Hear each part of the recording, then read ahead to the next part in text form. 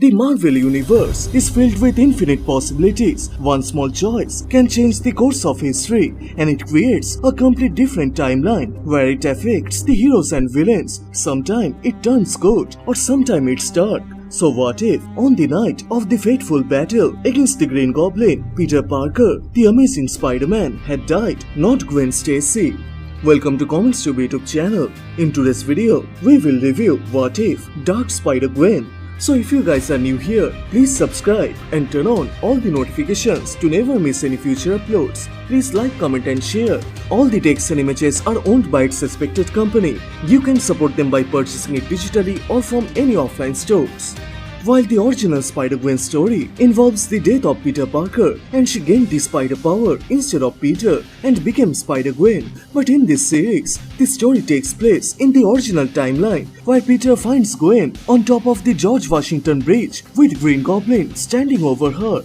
Spidey asks the Goblin what he wants, so he replies either Spider-Man dies or Gwen Stacy will take his place. Hearing this, Peter rushes to save Gwen, but Goblin is determined to take his life, barely dodging the pumpkin bomb. Peter is also dealing with the flu, which slowly makes him weak. So Peter attempts to make his final move. He waves up the Goblin close to him and hits him with full force and knocks him out of the glider. Peter then makes his way towards Gwen, but as he about to grab her, Goblin lands on his glider and he reaches Gwen before Spider-Man does and knocks her off the bridge. But instead of catching Gwen with his web, in this timeline, Spider-Man jumps to catch Gwen. He quickly grabs her in the midair and throws his web to attach themselves. Unfortunately, Goblin breaks the web and the sudden stop breaks Peter's neck into a nearby wall and they both hit the water. Gwen quickly regains conscious, unable to understand what is going on. She then sees Spider-Man's lifeless body on the water. She attempts to save him, but then she discovers Spider-Man is actually her boyfriend, Peter Parker, and he is dead. The Goblin has killed him. Goblin then insults the fallen spider and disappears into the city. In her shock, Gwen has done what looks best. She protects the man she loved, and to save his identity, she throws the Spider-Man costume into the water, except the mask. In everyone's eyes, Peter died a hero while protecting a girl from the monster. But it breaks Gwen even more, as no one knows who he actually was. He saved countless lives from monsters like the Green Goblin.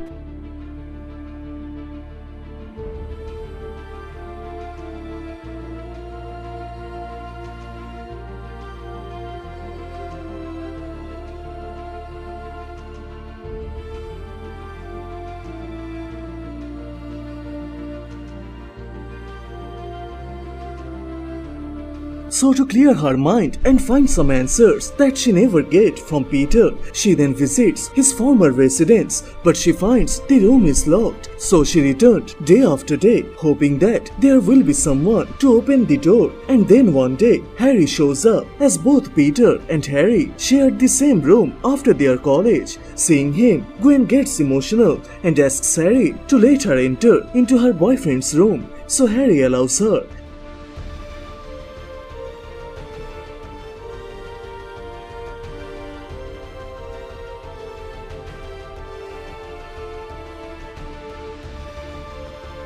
After searching the whole room, she finds no answers except Peter's things, only the remnants of his another life that Gwen had never known, a life that had been stolen right in front of her. So days later, Gwen decides to wear the spider suit and she becomes this world's Spiderwoman. So to test her skill, she then arrives on a rooftop and throws a web from the web shooter to a nearby wall and attempts to perform a jump. But as she feels the cold wind hitting her body and sees the whole city from the above, Gwen gets scared to take the step. She has no powers, no training. She only has the costume, and it is not enough to get what she wants. She needs help to achieve her goal. So she reaches out to Peter's best friend, Harry, and she tells him she wants his help to take down the Green Goblin. At first, Harry hesitates to take this step as it is far beyond their limits. They are simply college students. So he tells Gwen to leave this matter to police or Spider-Man. But then Gwen reveals Spider-Man is dead. Peter was Spider-Man. That shocks Harry, as Peter never told him about his secret identity. So Gwen tells Goblin knew who Peter was, so he used her to hurt Peter. So now it is on their hands to avenge Peter's death. So as she manages to convince Harry, they both prepare themselves and begin to make a plan with all the gadgets that Peter left behind.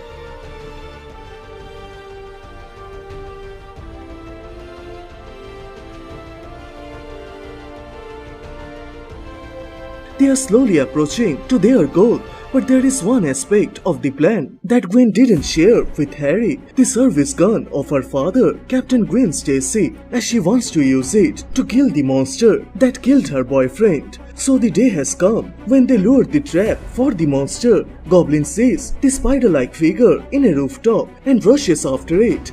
While finding Spider-Man in the warehouse, Goblin enters deep inside the room, but out in the dark, both Gwen and Harry are waiting for him. And as he arrives on their target spot, Harry then blows up the web bombs and sticks Goblin into a wall.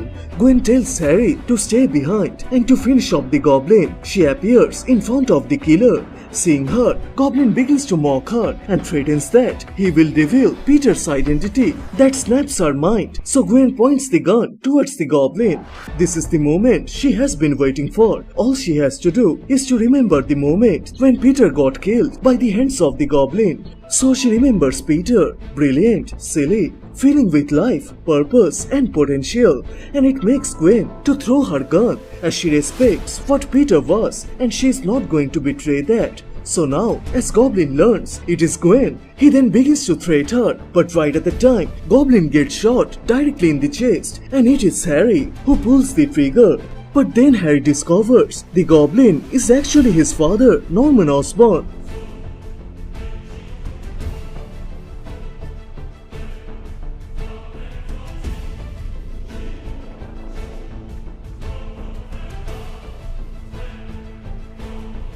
Seeing his father dead, Harry blames Gwen for making him kill his own father. So Gwen runs as she also believes it is her fault. She drags Harry into her skin. She then grabs the gun and escapes the warehouse because she sees the hatred in her friend's eyes, and it slowly makes Harry follow his father's footsteps and he becomes the Green Goblin.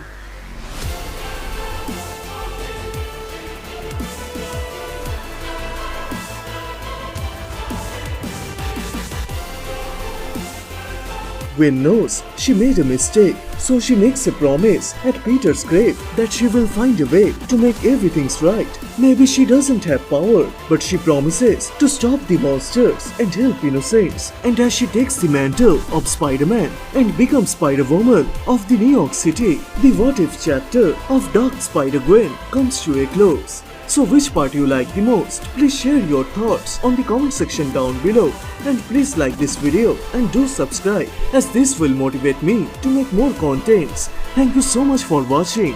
Everyone stay safe and I will see you guys in the next one. Bye.